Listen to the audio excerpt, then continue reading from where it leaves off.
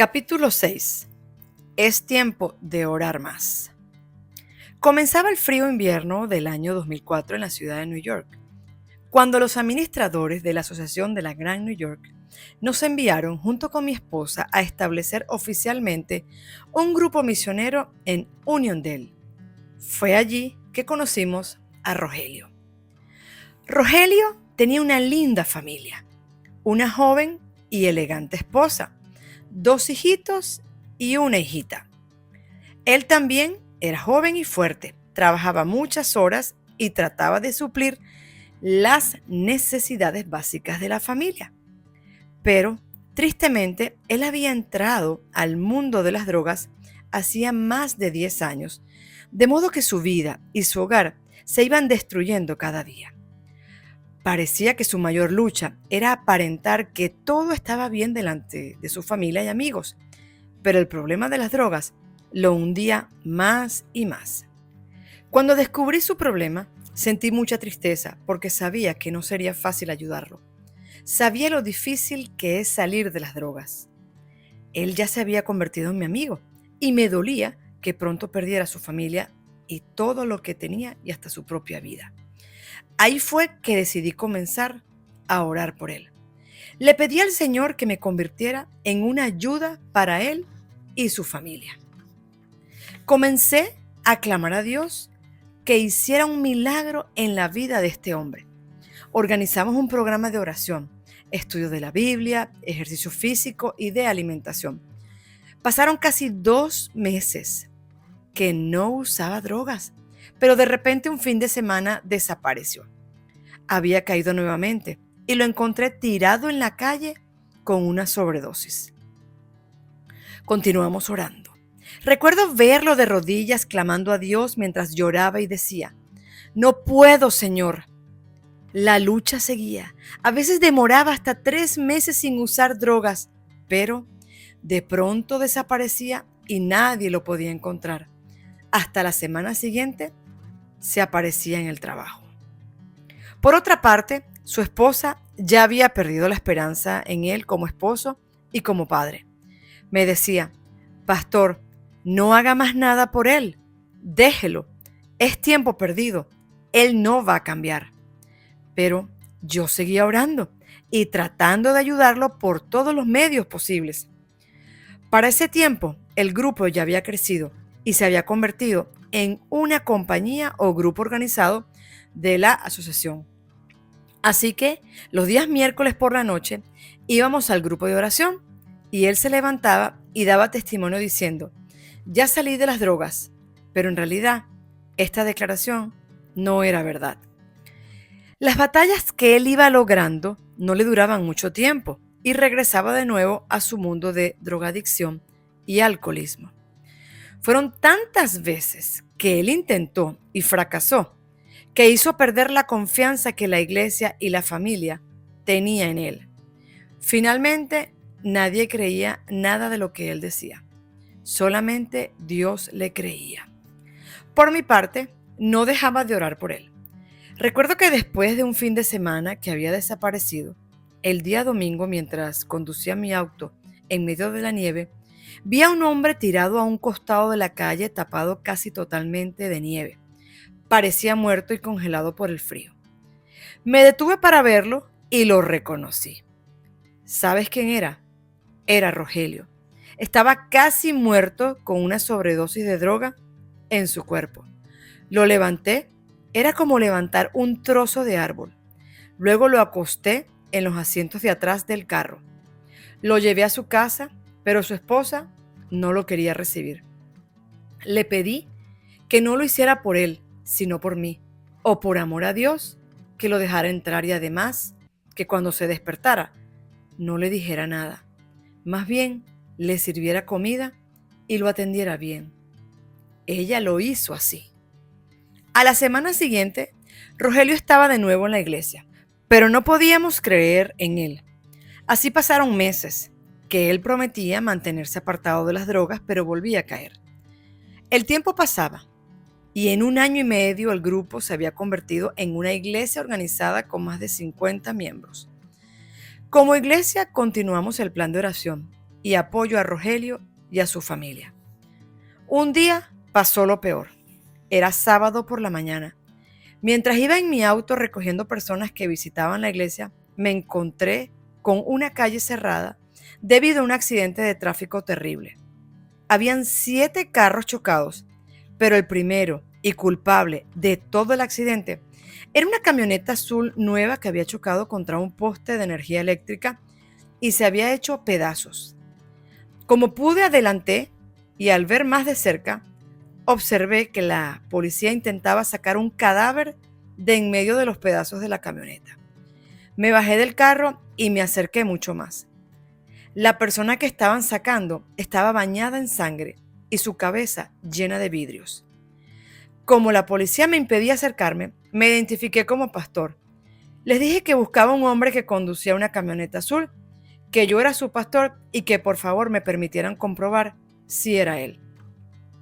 Ellos me permitieron entrar y mientras llegaba la ambulancia, ellos cortaban con una sierra eléctrica los restos del carro para poderlo sacar. Efectivamente era Rogelio y afortunadamente estaba vivo. Por la condición que se encontraba, no le hicieron el examen de alcohol y drogas, sino que rápidamente lo pusieron en la ambulancia y lo enviaron al hospital. Como yo no había recogido a nadie todavía, decidí seguir la ambulancia. Al llegar al hospital, me permitieron entrar a la sala de emergencias y acompañar a Rogelio mientras lo examinaban. Los médicos al verme al lado de él me preguntaban todo cuanto precisaban. Les dije que él era un cristiano, miembro de mi iglesia, y que yo era su pastor. Tal vez por eso no le hicieron el examen de alcohol y como vieron que no tenía ninguna fractura ni herida profunda, le lavaron la sangre de su cabeza y cuerpo y lo dejaron en observación. Lo que los médicos ni los policías sabían era que él estaba borracho y su sangre casi intoxicada por las drogas. Cuando él se despertó y me reconoció, comenzó a llorar. Y en medio de esa triste condición clamamos al Señor que lo perdonara una vez más y lo librara de las consecuencias de ese accidente. Además, él decidió en ese momento entregarse completamente a Dios con todo su corazón. Más tarde en su casa, después que había dormido su borrachera y le había pasado el efecto de la droga, decidió hacer todos los arreglos necesarios para casarse, pues hasta entonces no estaban casados, y bautizarse en la iglesia. Dios les ayudó en el proceso y muy pronto celebramos la boda y el bautismo de todos ellos como familia. Los días siguientes no fueron fáciles para él y su familia, pero Dios nunca los abandonó. Hasta el día de hoy permanecen firmes y fieles al Señor, sirviéndole en la iglesia. Por su parte, la iglesia se desarrolló tanto que se convirtió en cabeza de distrito y hoy, Uniondale es considerada como una de las iglesias de mayor crecimiento entre las iglesias de habla hispana de New York. Hay poder en Dios y Él comparte su poder cuando oramos. Por favor, continúa orando. No desmayes. Es tiempo de orar más. Estamos viviendo en el fin del tiempo y Dios ha prometido enviarnos la lluvia tardía de su Santo Espíritu. Él está dispuesto a darnos más y más de su poder, pero a nosotros nos hace falta orar, pedir y clamar el poder de Dios. Observa lo que Él nos dice en su palabra. Clama a mí y yo te responderé y te enseñaré cosas grandes y ocultas que tú no conoces. De cierto os digo, el que en mí cree, las obras que yo hago, él las hará también, y aún mayores hará, porque yo voy al Padre. Y si el espíritu de aquel que levantó de los muertos a Jesús mora en vosotros, el que levantó de los muertos a Cristo Jesús vivificará también vuestros cuerpos mortales por su espíritu que mora en vosotros. No es culpa de Dios que no manifieste su gloria y su poder entre nosotros. Él está esperando por esa persona que decida ser su verdadero instrumento para convertirla en bendición sin límites para este mundo. Nuestra falta de poder es nuestra falta de oración. Poca oración Poco poder, mucha oración, mucho poder. Observa lo que dice este escritor. Si el Espíritu Santo fuera retirado hoy de la iglesia, el 95% de lo que estamos haciendo se continuaría haciendo sin diferencia alguna. Si el Espíritu Santo hubiera sido retirado de la iglesia del Nuevo Testamento, el 95% de lo que ellos hacían se hubiera dejado de hacer y todos hubieran notado la diferencia. Hablando de la más urgente de nuestras necesidades, Elena G. de White dice, un reavivamiento de la piedad práctica es la más urgente de nuestras necesidades. Procurarlo debería ser nuestra principal tarea, pero es nuestro trabajo, mediante la confesión, la humillación, el arrepentimiento y la oración ferviente, llenar las condiciones bajo las cuales Dios ha prometido otorgarnos sus bendiciones. Por favor, lee con mucha atención lo que ella continúa diciendo sobre la oración. La oración es el medio por el cual Dios acostumbra renovarnos. Necesitamos diariamente del poder de la oración. Si alguna vez un pueblo necesitó percepción espiritual, vigor, una fe firme y poder en la oración, es el pueblo que asevera estar guardando los mandamientos de Dios y estar esperando que el Señor Jesucristo venga en las nubes del cielo con poder y gran gloria. Crean en Dios y caminen en su consejo. Puede ser que deban luchar con dificultades y que entonces el Señor revele su poder y sabiduría en respuesta a la oración humilde. Tengan confianza en Él, un Dios que escucha y responde las oraciones. Acérquense a Él y Él se acercará a ustedes. Se les revelará como un Dios que puede ayudar en toda emergencia. Había olvidado mi teléfono celular en el automóvil mientras visitaba a una familia. Cuando regresé al auto encontré 3 llamadas perdidas del mismo número y un mensaje en el correo de voz que decía: Pastor, por favor devuélvame la llamada pronto, es una emergencia. Me senté en el auto, oré al Señor diciéndole como siempre: Señor, si has de convertirme en bendición para esa hermana, dime lo que tendré que decirle. Justamente era la hermana Luz María, quien vivía al occidente de la ciudad de New York. Muy triste por la desesperante y dolorosa condición de su hija, me contó entre lágrimas la triste historia. Elizabeth, su hija, una joven que no alcanzaba los 25 años de edad, recientemente casada y con una hermosa niña de tan solo días de nacida, de repente le comenzó una pequeña molestia en una de sus muelas. Hizo una cita con el dentista y cuando el doctor tocó su muela, la pudo extraer con sus dedos solamente. Y no solamente una de sus muelas, sino todas. El doctor descubrió que el hueso de la mandíbula se estaba desapareciendo y se estaba trasladando en forma casi líquida hacia detrás de la oreja, convirtiéndose en un terrible tumor. Lo peor fue que al hacer la biopsia, se descubrió que era un tumor canceroso y que le había destruido prácticamente la totalidad de la masa ósea de la mandíbula. Ya te podrás imaginar a una muchacha joven para salir a la calle sin su dentadura y con la cara desfigurada. Pues con este diagnóstico la joven entró en una terrible depresión. Se encerró en su habitación y no quería salir.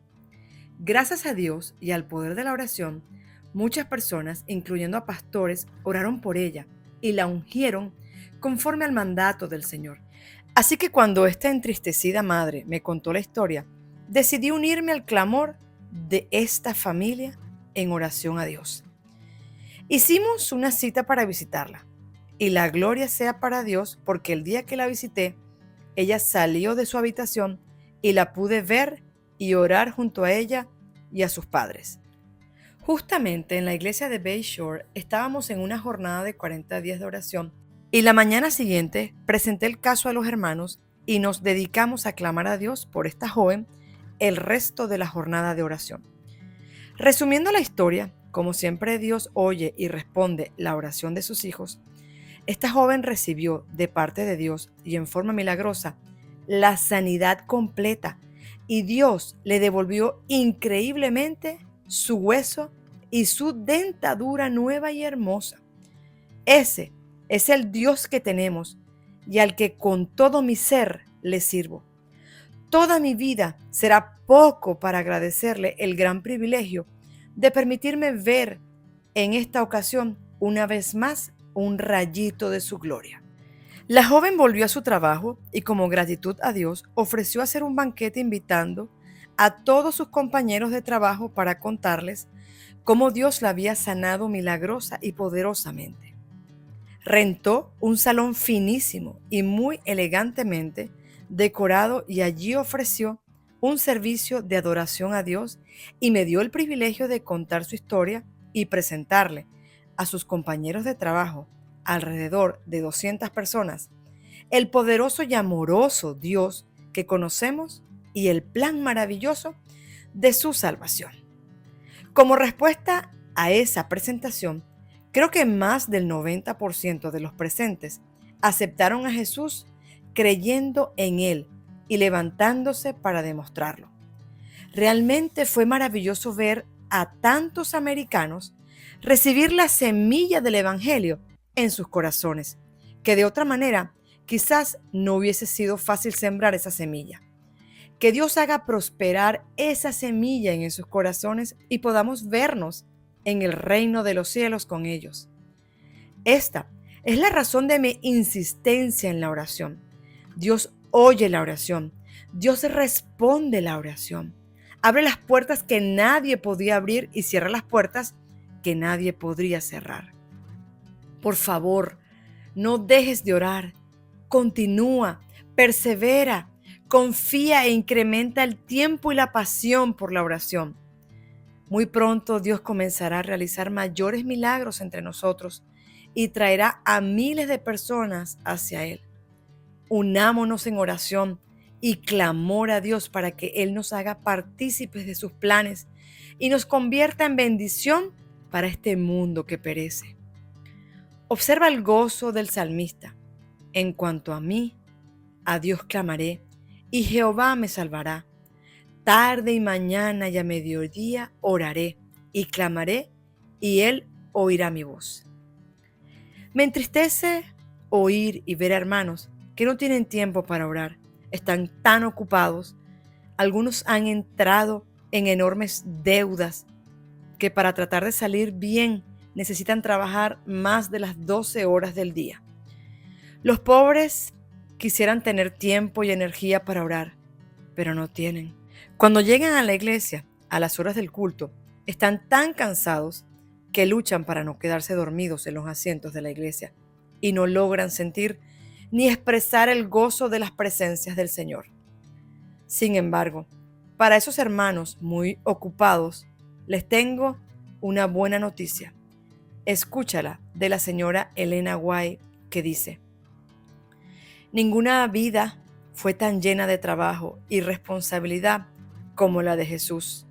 Y sin embargo, cuán a menudo se le encontraba en oración, cuán constante era su comunión con Dios, como uno de nosotros, participante de nuestras necesidades y debilidades, dependía enteramente de Dios y en el lugar secreto de oración buscaba fuerza divina a fin de salir fortalecido para hacer frente a los deberes y las pruebas. En un mundo de pecado, Jesús soportó luchas y torturas del alma. En la comunión con Dios, podía descargarse de los pesares que le abrumaban. Allí encontraba consuelo y gozo. Ella continúa diciendo: Cristo tomó sobre sí nuestra flaqueza y con la debilidad de la humanidad necesitó buscar ayuda de su Padre. A menudo se lo encontraba con ferviente oración en el huerto, junto al lago y en los montes. Nos ha ordenado velar y orar. Sin un profundo sentido de nuestra necesidad de ayuda de Dios, habrá tan solo muy poca oración ferviente y sincera en demanda de ayuda. Jesús enseñó a orar a sus discípulos y a menudo les hacía ver la necesidad de orar. Así que, por más cansados y ocupados que vivamos, hay solo una cosa que nos renueva: la oración. Entre más dura sea nuestra tarea, más necesidad de orar y depender de Dios tenemos. Recuerda que de Él emana la vida, la salud, la fuerza y todo. Entonces, conectémonos a través de la oración y recibamos la mayor energía que alguien pudiera anhelar. Te invito a reflexionar en otra poderosa cita sobre la oración que dice: tenemos que ir a Dios con fe y derramar nuestras súplicas ante Él, creyendo que obran en nuestro favor y en el de otros a quienes tratamos de salvar. Hemos de dedicar más tiempo a la oración ferviente. Con la confiada fe de un niñito, hemos de ir a nuestro Padre Celestial para contarle todas nuestras necesidades. White sigue diciendo: los corazones de los miembros de nuestras iglesias deben derramarse en oración por aquellos que están predicando el Evangelio, y los pastores deben tomarse el tiempo para orar por sí mismos y por el pueblo de Dios a quienes han sido designados para servir a Cristo. Por otra parte, somos llamados a trabajar. No debemos excusarnos en la oración por no salir a trabajar. Encontré a una hermana que exageraba en la oración y no hacía más nada durante el día. Solamente lo pasaba orando y llamando a los hermanos para orar con ellos. Muchos se quejaron de ella diciendo que constantemente eran interrumpidos en su trabajo por esa hermana y me decían que ella se molestaba porque los hermanos no la acompañaban a orar y los criticaba. Este es un peligro que corremos los que dedicamos tiempo para orar. Compararnos con los que no lo hacen y entrar en el camino de la crítica. La persona que ora mucho, pero lo hace para mostrar que es mejor que los demás, está perdiendo el tiempo. Si tienes el privilegio, como yo, de disponer de algún tiempo para orar, por favor nunca te compares con el que no puede hacerlo así. Y por favor, huye de la crítica como huirías de una serpiente. Además, ora y haz algo a favor de alguien cada día. Esto trae gran bendición. El que solamente ora, pronto dejará de hacerlo. Por eso el consejo es que hagamos lo uno sin dejar de hacer lo otro. White aprueba este concepto diciendo: orad mucho. Mientras trabajáis, elevad vuestro corazón a Dios. Orad en vuestro corazón: Jesús, ayúdame, presérvame del mal. Este consejo es para todos, no importa la clase de trabajo que tengamos. Sin embargo, los que de alguna manera nos dedicamos a dirigir o enseñar a alguien los principios eternos, tenemos una mayor responsabilidad. White continúa diciendo: la primera lección a ser enseñada a nuestros obreros en nuestras instituciones es la lección de la dependencia de Dios. Antes de que puedan alcanzar el éxito en cualquier cosa, cada uno de ellos deberá aceptar las palabras de Cristo: sin mí nada podéis hacer. No permitan que nada, no importa cuán querido, cuán amado sea, absorba sus mentes y afectos, apartándolos del estudio de la palabra de Dios y de la oración ferviente. Sean vigilantes en la oración. Leamos una cita más de la señora White acerca del poder que tiene la oración y de las razones que tenemos para orar más. La oración es la respuesta a cada problema de la vida. Nos pone en tono con la sabiduría divina, la cual sabe ajustar todo perfectamente. Con frecuencia, no oramos en ciertas situaciones porque, desde nuestro punto de vista, lucen sin esperanza. Pero nada es imposible con Dios. Nada está tan enredado que no pueda ser remediado. Ninguna relación humana puede estar tan tirante para Dios como para no poder traer reconciliación y comprensión. Ningún hábito puede estar tan arraigado que no pueda ser vencido. Nadie es tan débil que no pueda ser hecho fuerte. Nadie puede estar tan enfermo que no pueda ser sanado. Ninguna mente puede estar tan oscurecida que no pueda ser hecha brillante. Cualquier cosa que necesitamos o deseamos, si confiamos en Dios, Él la suplirá.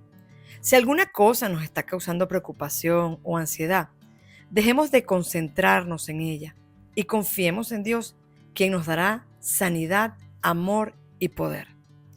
La oración nos separa del pecado y el pecado nos separa de la oración.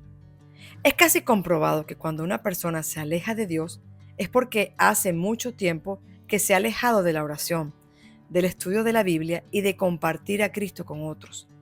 Yo les digo a los hermanos que el secreto para no caer es no dar el primer paso, es decir, no descuidar la oración.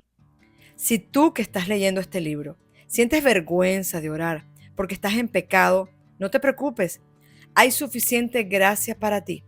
La sangre de Cristo todavía es suficiente para perdonar tus pecados. El pecado que Dios no perdona es el pecado que no se confiesa. Por lo tanto, te invito a que leas esta cita a continuación y luego le abras el corazón a Dios y confiésale a Él tu pecado y Él te perdonará. Dios nos invita a acudir a Él con nuestra carga de culpa y las aflicciones de nuestro corazón. El pecado nos llena de temor a Dios. Cuando hemos pecado, procuramos ocultarnos de Él, pero no importa cuál haya sido nuestro pecado. Dios nos invita a acudir a Él mediante Cristo. Podemos libertarnos de nuestros pecados únicamente llevándolos a Dios. Caín, reprochado por Dios, reconoció que era culpable de la muerte de Abel, pero huyó de Dios como si así hubiera podido escapar de su pecado.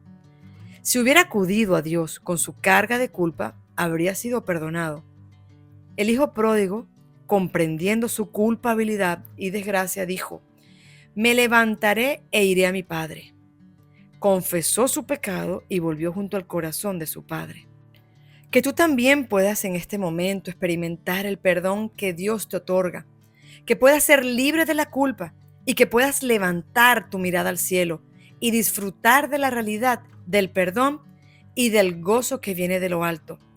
Aquel gozo que solamente Dios puede dar y que nada ni nadie en este mundo pueda quitar.